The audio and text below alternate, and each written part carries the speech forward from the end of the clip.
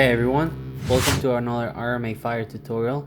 And in this tutorial we're going to be looking at how to set up and render scanned objects in Houdini and Redshift. So inside of the scene, this is what my camera looks like. I'm inside of my camera right here, and we've got our object coming in.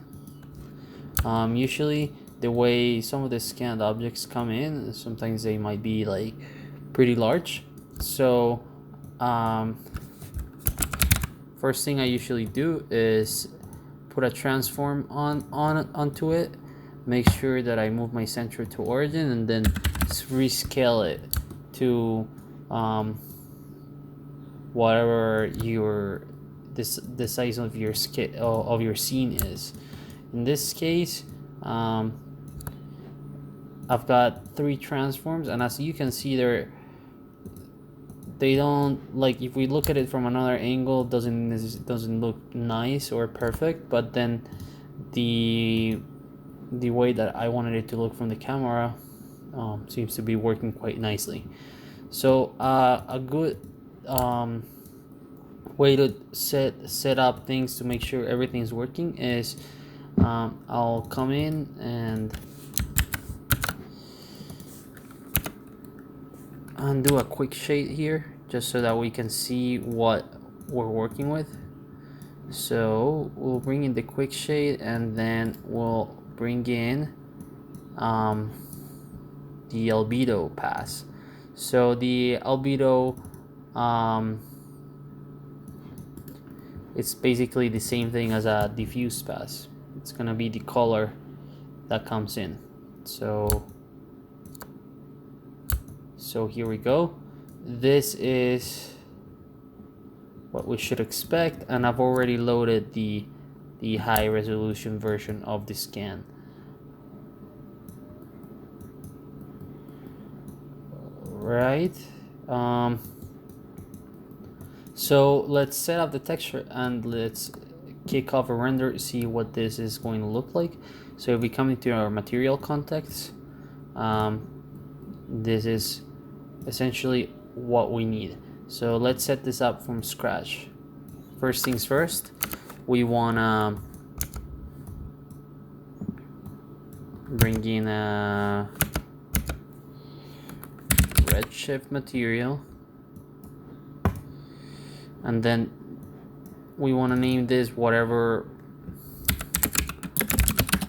we want to we want to name this something that makes sense, so that once we look at it from the material, added the material into our network, it's easy to find. And then we're gonna type in rs material. So we plug this into our surface, and I'm gonna hit the key on my keyboard to bring up my parameters, and then we're gonna hit rs texture.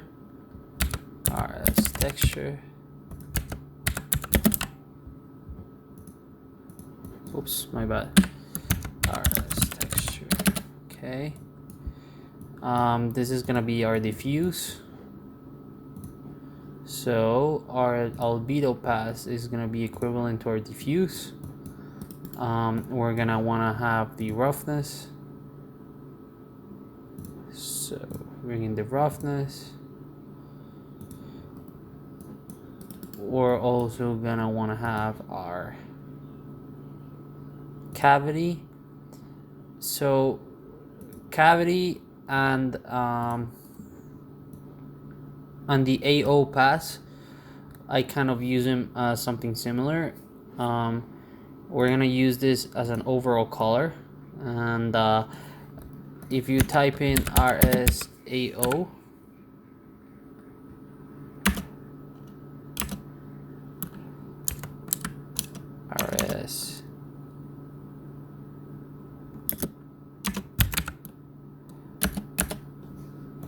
it's our ambient occlusion built in from Redshift, and that also gives me some nice results when I wanna have my cavities show up a little bit more, or like the darker spots. It kind of gives it a little bit more contrast. Okay, so we're gonna bring in our bump. So, and we're gonna bring in our displacement.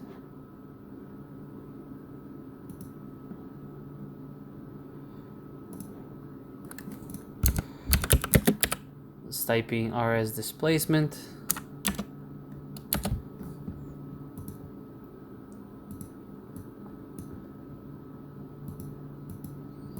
So for the bump map and for the displacement, you need to plug them into this node, either the displacement and the RS bump.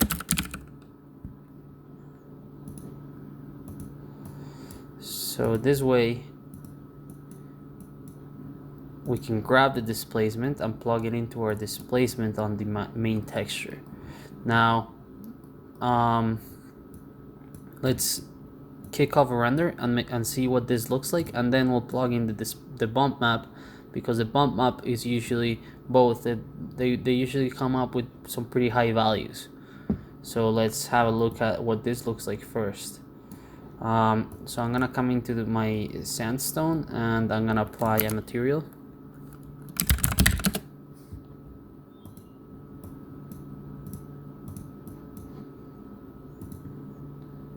Our material that we just built, and I'm gonna create a new camera.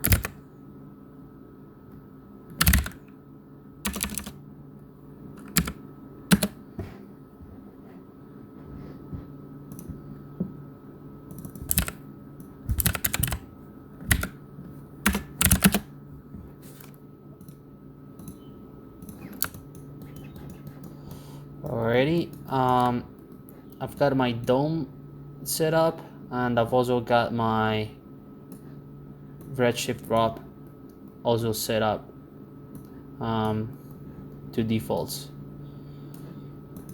So we want to come into my render view, visualize this from my texture cam,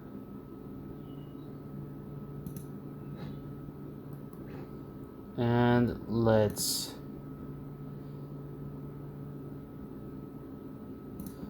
fine. Let's hit render.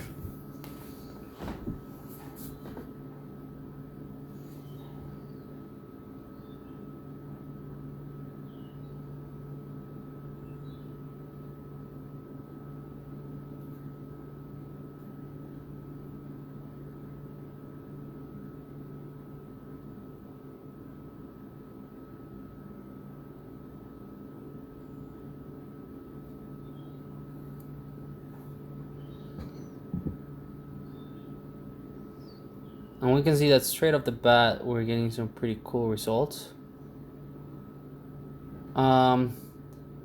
Right now, we're using the high resolution mesh. I'm gonna create a tutorial to show you guys how to set it up with the lower res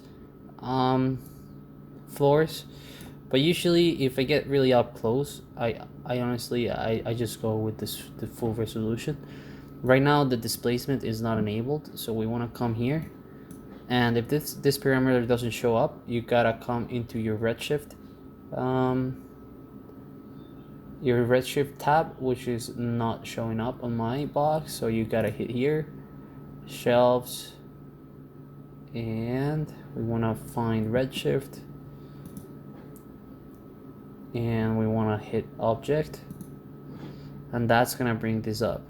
So if you hit the Redshift object parameters and then you hit tessellation and displacement, I'm not going to tessellate it because it's already a pretty high resolution mesh, but I'm going to enable my displacement, and this is most likely going to go crazy because our value is of 1. I already know it's really high. So I'm going to set it up to 0.01. 0.01 is going to give me a pretty good number for the displacement, and we're gonna come onto our material,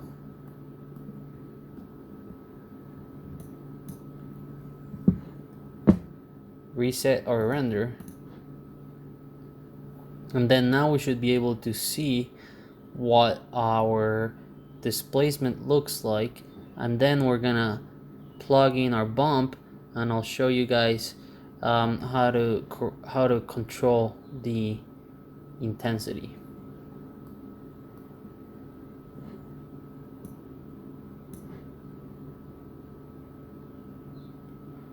All right, so now we got the displacement going. I've got it to a 0.01, which is really subtle, but it's working. And then we want to plug in the bump. There we go. I'm gonna stop this. I'm gonna hit Shift and select a region for us to check out and hit render.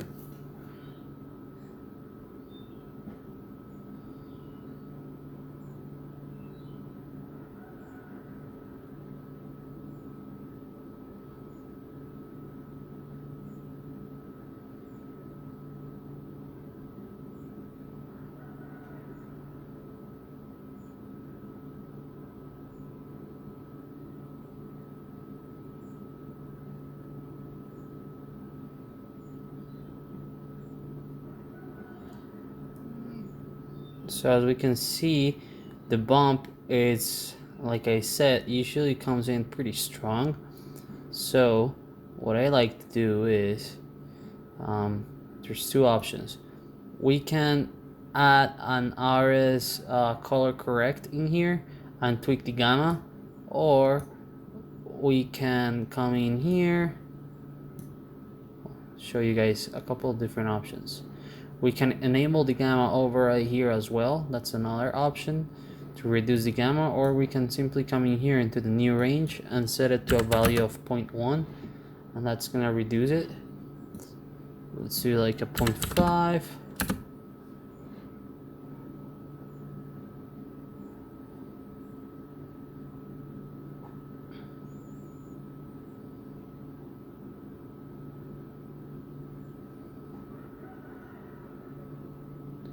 So that's already giving us some pretty nice results. It's probably still a little bit high. I'm gonna set it to a value of 0.3, and then I'll show you guys. You can apply this to all of your textures or everything that you've got plugged in, which I find it quite useful to always use an RS color correct. And then if you plug in the color correct to either one of them, then we've got a bunch of different parameters that we can tweak. And I find this a little bit better than hitting the enable gamma here, just because it's a little bit more intuitive. And then we can tweak the gamma here. And then we can shift the color, the contrast. So you can see it gives us some pretty art directable results relatively fast. And as you can see, if we hit the gamma, we can tweak the gamma. So this is usually something that's quite comfortable when you want to come in and tweak the amount of roughness that we are applying, and all that fun stuff. And the last tip before I head out is on your Redshift output ROP. I find it better when we set this up on our brute force and our Iridium point cloud. Alright guys, so I hope this tutorial helps, and feel free to ask any questions that come up.